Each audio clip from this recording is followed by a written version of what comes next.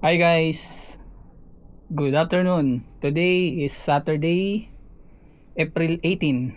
So time check, it's 4:10 or 4:08 in the afternoon. So iba po ang adventure natin ngayon. Ang adventure natin is pupunta naman po tayo. So doon po tayo sa San Francisco. So magkikita po tayo doon guys in a minute. So eto, nag-book na ako ng Grab and travel ako papunta sa Maria Terminal 1. See you! Aalis sa syudad, sa likas,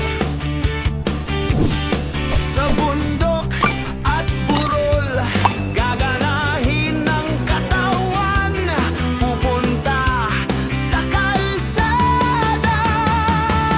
Tradven Food, punta sa pinakasarap na pagkain.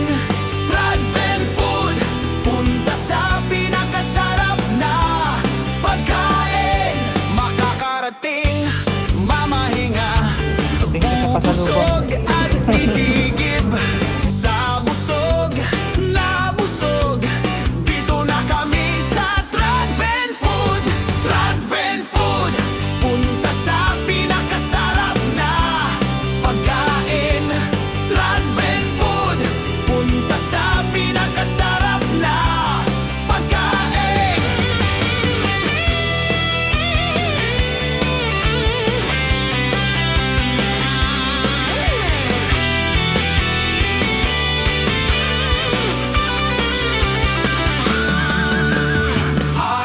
Aalis sa syudad, punta sa pinakasarap na pagkain.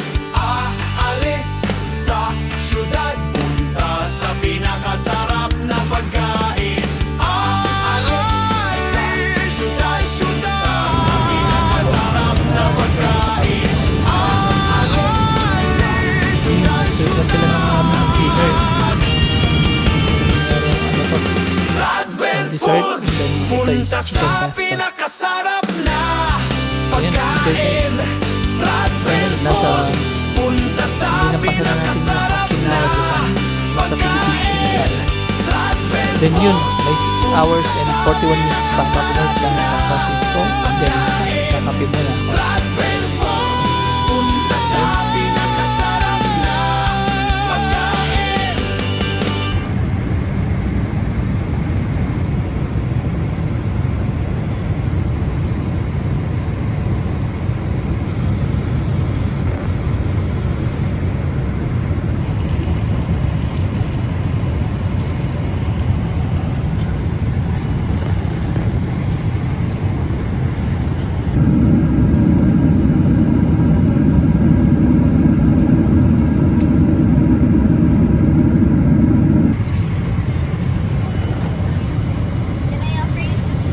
So yun guys, malapit na tayo sa San Francisco. Then bago kami mag-land, nag-serve na sila ng aming breakfast para hindi kami magutom pag habang naghihintay ng aming mga luggage pagdating doon sa airport. So yun, naubos ko na.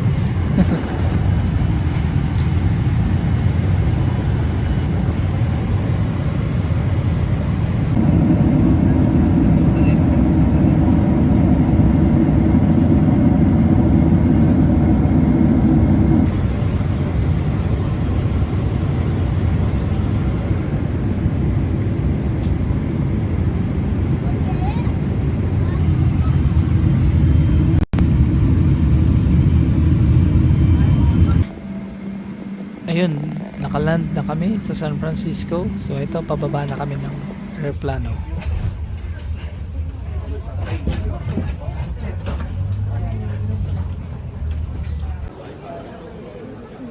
Ayun, nasa US Customs and Border Protection na kami. So pilan lang. And then yun, natapos na. Nasa San Francisco na kami. Labas na kami ng airport. So ito, nagsa-selfie lang tayo. Selfie video.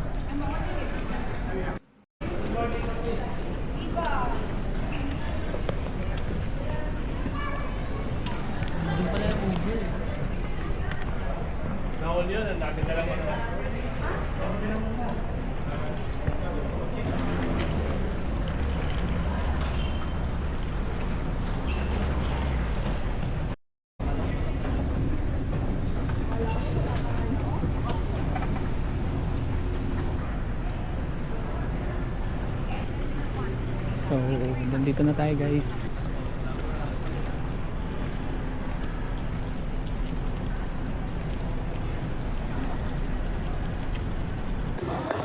So yun, habang naglalakad kami guys, may nakita akong ice store, oh.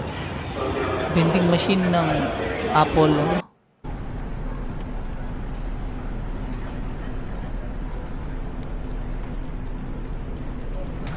Learn that for leftover and wings. So yun, lalabas na kami ng airport kasi mag-aabang kami ng Uber. So ito yung labas ng Terminal 1 ng San Francisco. Ayan guys, oh, dito tayo. Welcome to San Francisco International Terminal. Door 4 kami lumabas. Then naghihintay kami ng Uber namin.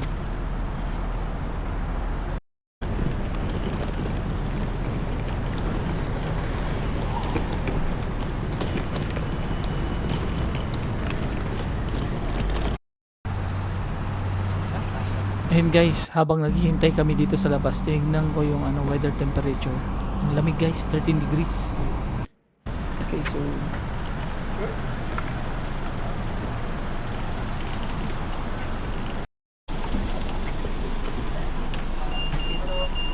hello.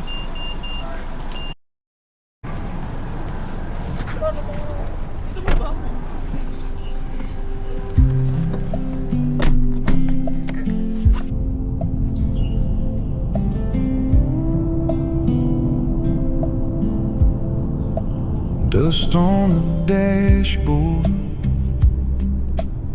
sun in a lazy arc. Ayun o guys, Waymo, driveless car, oh. Walang tao sa loob. This soul rolling heart, windows half open, green fields leaning in. I taste the sky and soil on the edge of my grin, treading food on a rough road, slow and smooth. Every bump just rocks the mood. Treading food, country miles, a gentle groove, birds singing like they knew every turn we're passing through. Ayun guys, oh, dito na kami sa wakas. Dito na kami sa aming hotel, Residence Inn by Marriott. So yun.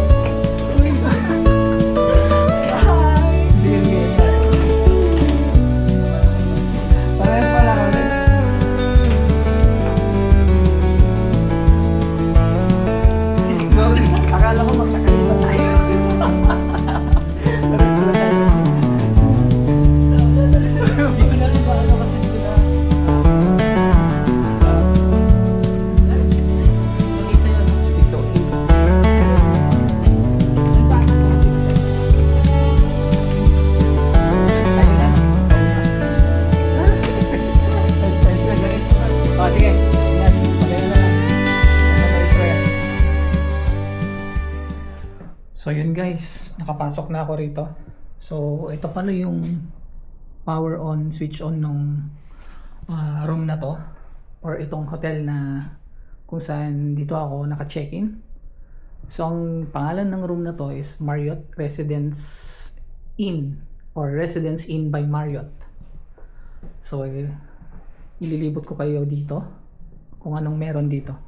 So, ito, meron siya lang ref, which is 2-door, up and down. 1 door I mean, pero up and down siya. So, ito yung loob. Naka-on, malamig. Then, dito sa baba. So, walang laman. So, ano ba yung pangalan ng rep na to? It's Kenmore. So, ito yung pangalan ng or I think ito yung name nitong hotel na to. Marriott Bonvoy. Pero, I mean, ito siguro I think yung company name. Pero, ang tawag kasi sa hotel nito is Residence Inn. So, yun, along to? San Francisco part. So eto rin, meron silang, I think oven or microwave oven. So GE yung tatak. May mga cabinet sa taas. Then meron ditong induction. So yan. Merong, I think, coffee maker yan. May mga sila dito.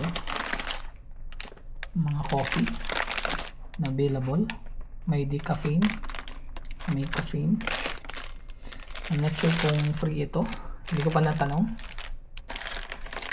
Nakalagay ba rito? It's food and grocery delivery option. Room delivery. So, I think free ito. Hindi ko pa kasi nakita doon kasi ang nag-book dito is yung aming HR sa company namin. So mayroong rito, towel. I think para sa kamay pag naghugas ka dito sa sink. Then meron mga dito, socket. Then may mga lightings dito, guys. Meron, I believe, island table ang tawag dito. Then dito tayo. Meron ditong mirror. So nakikita hanggang head to toe, kita mo. And then dito may television. Then may working desk table dito, which is mahaba, which is maganda. Meron ditong desk lamp. Then may mga sofa rito. Yan. So doon nilagay ko na yung mga ibang gamit ko, nag-charge kasi na medyo na lowbat na to. Ito yung hand carry bag ko, at ito yung luggage ko nandito. Then dito, nandito yung king size bed nila, na soft na bed. So very malambot siya, guys. Ayan. At sturdy rin. So okay, merong 4-wheel pillows dito na available. So perfect for couple, individuals. Then mayroon din dito side by side na lamp. And then desk, which is my Bible. Dalawa. Book of Mormon and the Holy Bible. And then may telephone para pag may kailangan kayo. And dito, meron ditong window, medyo malaki, napakalaki, guys. Bukas papakita ko sa inyo kung anong meron dito. And then nandito yung clock natin. Then may desk. And then dito sa area na to is, I think ito yung closet. So merong mga hanger. Then nandito yung flat iron. So which is good. Okay, saka natin. Dito, so nakabukas dito nung pumasok ako, siguro para hindi makulog yung amoy. And then bago tayo pumasok sa may bathroom, nakaharap tayo ngayon dito sa, which is the vanity mirror. May mga desk. Sorry, drawer, I should say, dito. Baba, taas. Then may mga lalagyan dyan. So kung pwede kang dito ka magpapogi, paganda. So and then pasukin na natin yung bathroom, pinaka-importante. So lights on natin, which is paano ba to? Ayun, ang ganda. Ito guys, yun, pinipress ito. Kakaiba yung nila dito guys yung switch on ng mga lights. So yan, meron ditong tissue, meron ditong nilagay na soap, and then makeup remover wipes, and then may hot and cold sila faucet dito sa lavatory, and then merong vanity mirror din, I should call this, kasi nga ganyan yung design nito. May hand towel, then towel, face towel. Then ito yung toilet bowl, which is very nice. And then dito yung dalawang towels. I think dalawa kasi for couples itong room na to. And then ito yung shower part na area. Hindi siya nag-slide lang. Parang hindi tumalsik sana, pero yun lang yung napansin ko. So ganyan yung design. Dito yung switch on ng tubig. So may mga shampoo na nang nilagay dyan, which is nice dito sa Residence Inn Hotel by Marriott. So yun guys, so na-tour ko na kayo dito sa may loob ng itong room na aking pinag-stayan ngayon dito sa San Francisco. The name of the hotel is Residence Inn by Marriott. And then yun nga guys, magta-time check tayo, and then let's see what time is it. It's 2:24 in the morning na ng Sunday, which is inabot kami ng Sunday in the morning, madaling araw na po dito. Kasi nga umalis kami sa Pilipinas around 11:30 PM, and then nakarating kami dito. We landed here in the San Francisco Terminal 1 sa airport ng around 10:30 mga ganon PM. Then medyo inabot na kami ng madaling araw kasi may mga pre-nases pa kami, and then kumain pa kami bago kami pumasok sa aming mga kanya-kanyang hotel. So ayun guys, tomorrow daw ang gagawin namin is makikipagkita kami sa tito ng aking colleague, which is nakatira dito sa USA. Then mamamasyal daw kami dun sa one of it is yung Golden Gate. So yun, kita-kits tayo tomorrow guys. Or no, ngayon nga pala yun, it's not tomorrow, later guys. So I think afternoon or about after lunch kami magkikita-kita. So yun, see you in a bit.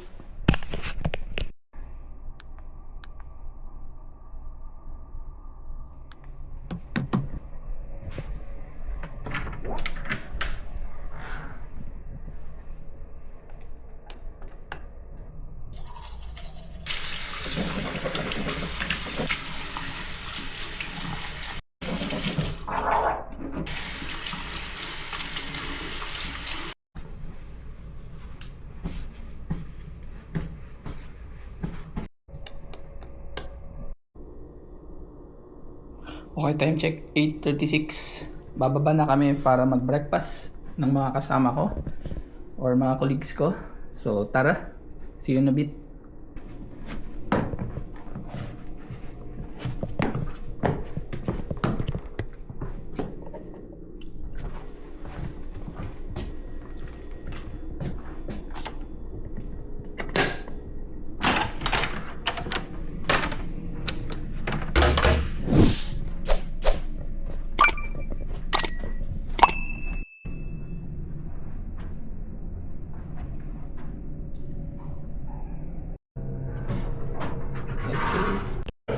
Coffee.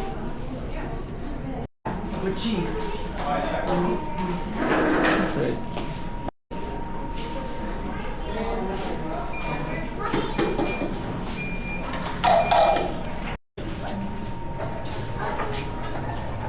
You don't like waffle?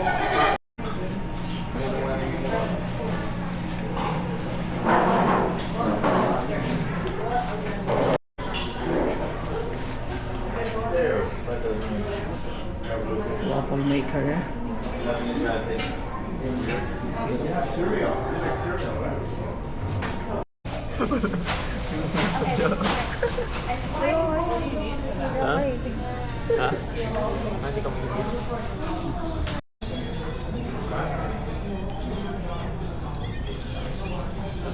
Ito walang pasok. The weather 16 degrees.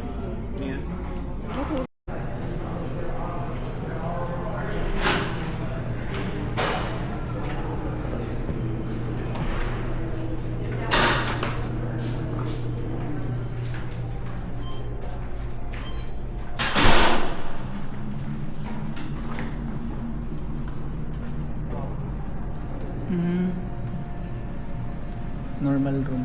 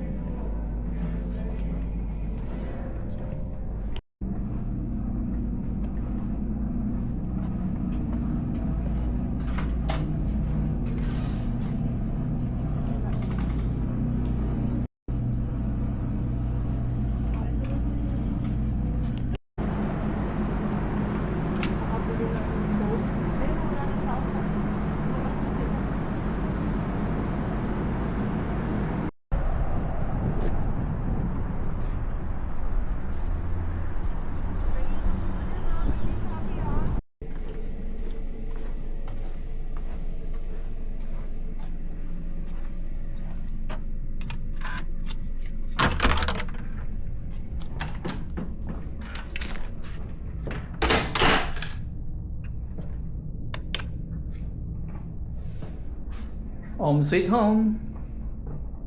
Tapos na tayo nag-breakfast kanina guys. So, bale, ang gagawin natin ngayon is maliligo lang tayo and then lalabas na kami mga by 11 AM. Kita-kits kami doon ulit sa baba ng mga colleagues ko. And so, yun. See you guys in a minute. Time check. Time check 11:11. So bababa na ako, nakaligo na ako guys. So pupunta na tayo, mamamasyal dun sa sinasabi nilang Golden Gate and many more pa. Abangan nyo guys, see you in a bit.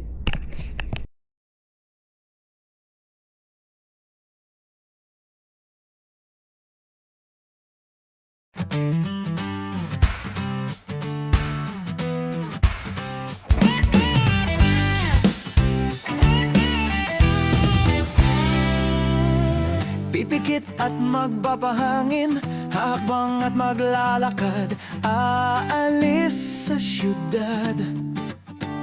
Sa likas, sa bundok at buro,